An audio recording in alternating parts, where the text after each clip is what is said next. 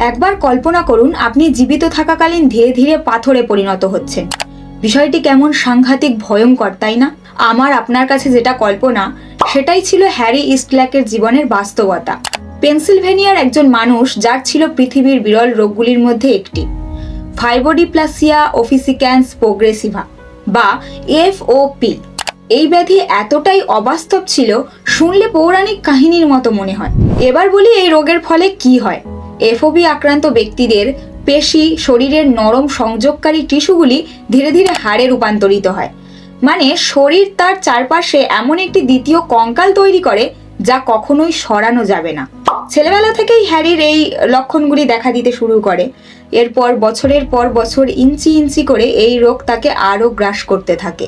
একে একে তার মেরুদণ্ড হিম হয়ে গেল, হাতগুলি পাঁজরের সাথে জোড়া লেগে গেল, এমনকি পা দুটো এমন হয়ে গেল সে বসতে, দাঁড়াতে বা বাঁকতে পর্যন্ত পারত না। 40 বছর বয়সে তার শরীরের যে একমাত্র অংশটি নড়ছিল সেটি ছিল তার ঠোঁট।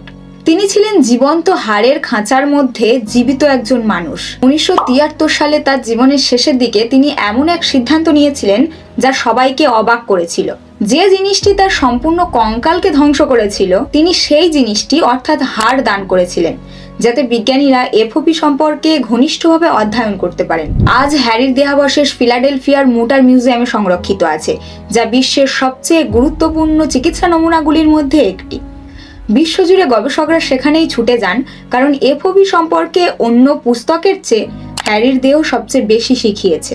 আনাচে কানাচে লুকিয়ে থাকা ইতিহাসের এমন অজানা গল্প জানতে ইউটিউবে সাবস্ক্রাইব করুন এবং ফেসবুকে ফলো করুন কাল গল্প, অতীত আজ গল্প রূপে।